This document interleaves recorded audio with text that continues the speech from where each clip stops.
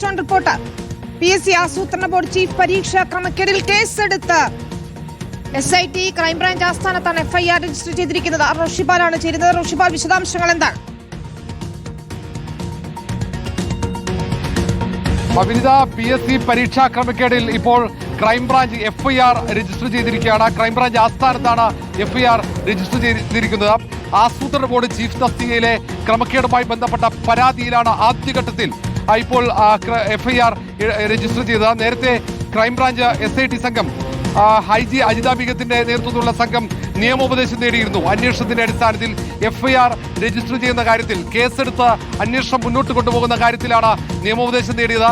നിയമോപദേശം ലഭിച്ചതിന് തൊട്ടു പിന്നാലെ തന്നെ FIR രജിസ്റ്റർ ചെയ്തിരിക്കുന്നതാണ്. ഏറ്റവും നിർണായകമായ നീക്കമാണ് ഇപ്പോൾ SITയുടെ ഭാഗത്തുണ്ടായിരിക്കുന്ന പരീക്ഷാ ക്രമക്കേട് ഒന്നിൽ ഒതുങ്ങുന്നതല്ല. ഏതാണ്ട് 40-ലേറെ പരാതികളാണ് ചുരുങ്ങിയ ദിവസത്തിനകം SITക്ക് ലഭിച്ചത്. SIT ഓരോ പരാതി നൽകിയവർ അന്നത്തെ ഉദ്യോഗാർത്ഥികളുടെയൊക്കെ മൊഴി രേഖപ്പെടുത്തി ശാസ്ത്രീയ പരിശോധനയടക്കം നടത്തിക്കൊണ്ടാണ് അന്വേഷണം മുന്നോട്ട് കൊണ്ടുപോകുന്നത്. അന്വേഷണത്തിന്റെ പ്രാഥമിക ഘട്ടമാണ്. ആ പ്രാഥമിക ഘട്ടത്തിൽ തന്നെ ഉന്നതരായ ഉദ്യോഗസ്ഥന്മാരുടെ മൊഴി രേഖപ്പെടുത്തി PSCയിൽ പരീക്ഷാ ക്രമക്കേട് നടന്നു, അത് വലിയ അട്ടിമറി പരീക്ഷയിൽ നടന്നു എന്ന പ്രാഥമിക വിലയിരുത്തലിന്റെ അടിസ്ഥാനത്തിലാണ് ഇപ്പോൾ FIR രജിസ്റ്റർ ചെയ്തിരിക്കുന്നത്.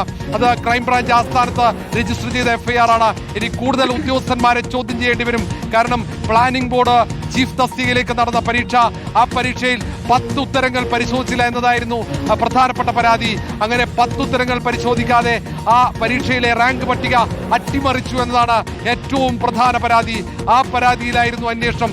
മറുഭാഗത്ത് ആഭ്യന്തര വിജിലൻസ് PSCയിൽ സമാനമായ പരാതിയിൽ അന്വേഷണം നടത്തുമ്പോൾ പോലീസ് നടത്തിയ അന്വേഷണം, SIT നടത്തിയ അന്വേഷണത്തിൽ കൃത്യമായി കാര്യങ്ങൾ ബോധ്യപ്പെടുന്നു. കാരണം PSC ആസ്ഥാനത്ത് പലതവണ കമ്പ്യൂട്ടറിലടക്കം പരിശോധന നടത്തിയിരുന്നു.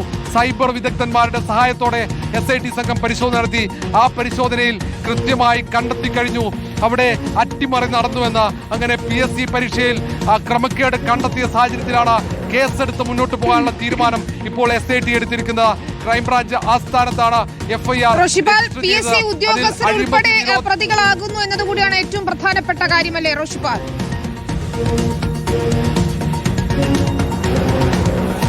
വിനിത, സ്വാഭാവികമാണ്. PSCയിലെ ഉന്നതരായ ഉദ്യോഗസ്ഥന്മാർക്ക് ഈ ക്രമക്കേടിൽ പങ്കുണ്ടോ എന്നതാണ് പ്രധാനമായും SIT പരിശോധിക്കുന്നത്. കാരണം അങ്ങനെയാണ് ആരോപണം ഉയർന്നത്. കാരണം ഈ പരീക്ഷ ഏറ്റവും പ്രധാനപ്പെട്ട പരീക്ഷയാണ്.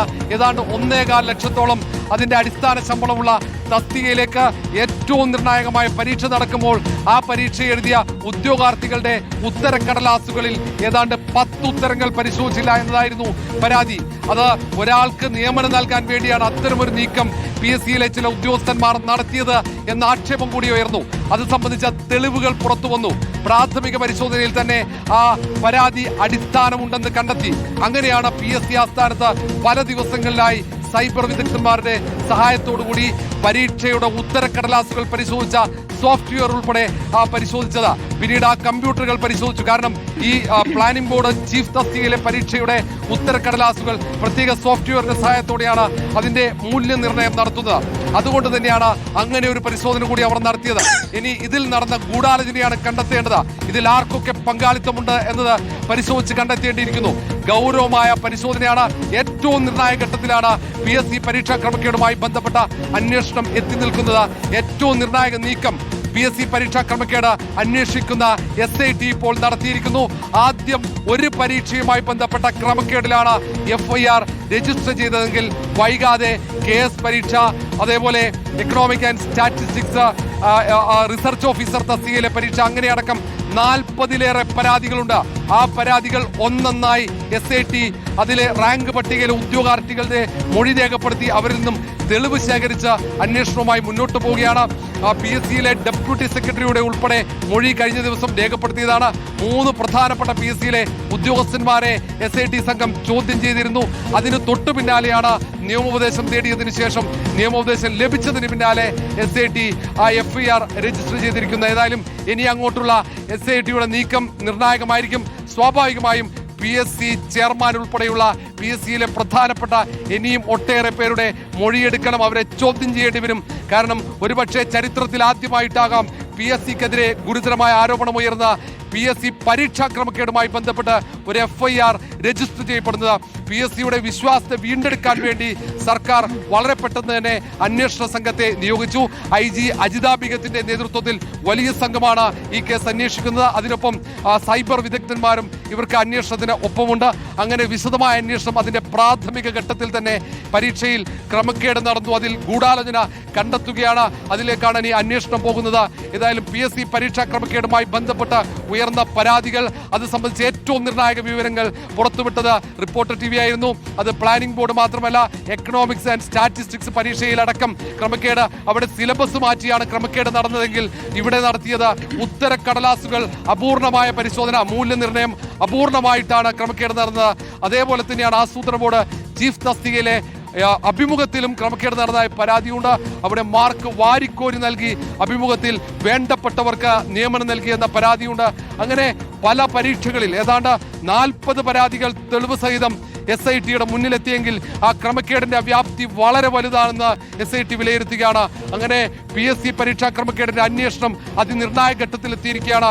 ഇനി സ്വാഭാവികമായും ഇനിയുള്ള SITയുടെ നീക്കമാണ് പ്രധാനമാവുക. വിനീത, ശരി, SITയുടെ തുടർ നീക്കങ്ങൾ എന്താ എന്നത് വളരെ പ്രധാനപ്പെട്ടതാണ്. FIR രജിസ്റ്റർ ചെയ്തിരിക്കുന്നു ക്രൈംബ്രാഞ്ച്. ഈ ഘട്ടത്തിൽ PSC പരീക്ഷ തട്ടിപ്പിലിത കേസെടുത്തിരിക്കുകയാണ് പ്രത്യേക അന്വേഷണ സംഘം. ആസൂത്രണ ബോർഡിലെ പരീക്ഷാ തട്ടിപ്പിൽ നേരത്തെ റോഷിപാൽ റിപ്പോർട്ട് ചെയ്തതുപോലെ വിശദമായ പരിശോധനയ്ക്ക് ശേഷമാണ് ഇപ്പോൾ കേസെടുക്കുന്ന ഘട്ടത്തിലേക്ക് എത്തിയത്. PSC ഉദ്യോഗസ്ഥരെ ഉൾപ്പെടെ പ്രതികളാക്കിക്കൊണ്ടാണ് FIR രജിസ്റ്റർ ചെയ്തിരിക്കുന്നത്. വളരെ നിർണായകമായ നീക്കം എന്ന് വേണം വിലയിരുത്താൻ. റോഷിപാൽ, FIRൽ ആരുടെയും പേരില്ല ഈ ഘട്ടത്തിൽ എന്നാണ് നമുക്ക് മനസ്സിലാക്കാൻ കഴിയുന്നത്. ഉദ്യോഗസ്ഥരെ ഉൾപ്പെടെ ചോദ്യം ചെയ്ത ശേഷം അത്തരം നടപടികളിലേക്ക് കൂടി കടക്കുമെന്നാണോ മനസ്സിലാക്കേണ്ടത്? വിനിത, സ്വാഭാവികമായും മറ്റ് നടപടികളിലേക്ക് വൈകാതെ തന്നെ കടക്കും.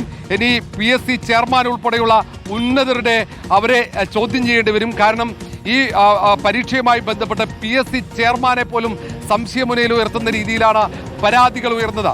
ഉദ്യോഗാർത്ഥികളുടെ പരാതിയിൽ PSC ചെയർമാൻ സംശയമുനയിലാണ്. മാത്രവുമല്ല, PSC ബോർഡ് എടുത്ത തീരുമാനം അട്ടിമറിക്കുന്ന രീതിയിൽ PSC ചെയർമാന്റെ ഇടപെടൽ ഉണ്ടായതടക്കം PSC ചെയർമാനെ സംശയമുനയിൽ നിർത്തുന്നുണ്ട്. കാരണം ആദ്യം ആഭ്യന്തര വിജിലൻസ് അന്വേഷണം പ്രഖ്യാപിച്ചപ്പോൾ തന്നെ അത് അട്ടിമറിച്ചുകൊണ്ട് അവിടെ PSC അവിടെയുള്ള ഒരു ഉദ്യോഗസ്ഥനെ കൊണ്ട് അന്വേഷണം നടത്തിക്കാനുള്ള ശ്രമം PSC ചെയർമാന്റെ ഭാഗത്തുണ്ടായി. അങ്ങനെ പല നിർണായക നീക്കങ്ങളും PSC ചെയർമാൻ സംശയമുനയിലാക്കുന്ന നീക്കങ്ങൾ നടത്തി ഒരു സാഹചര്യമുണ്ട്.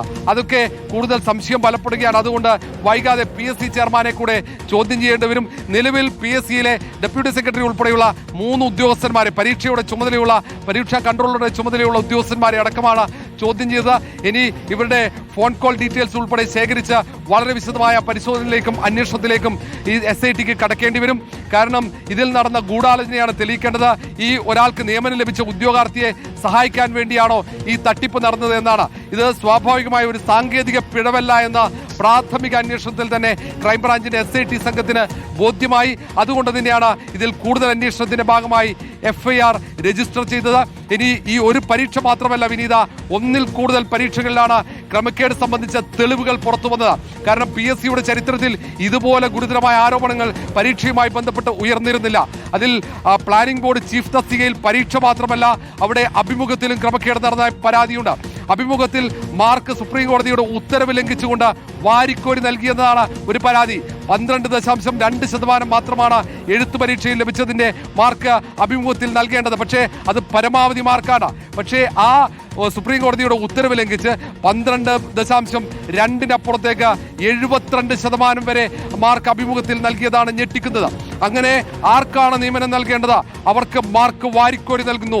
ആ പരീക്ഷയുടെ അഭിമുഖത്തിന് നേതൃത്വം നൽകിയതാകട്ടെ അന്നത്തെ PSC ചെയർമാൻ എന്നതാണ് ഏറ്റവും ശ്രദ്ധേയമായ കാര്യം.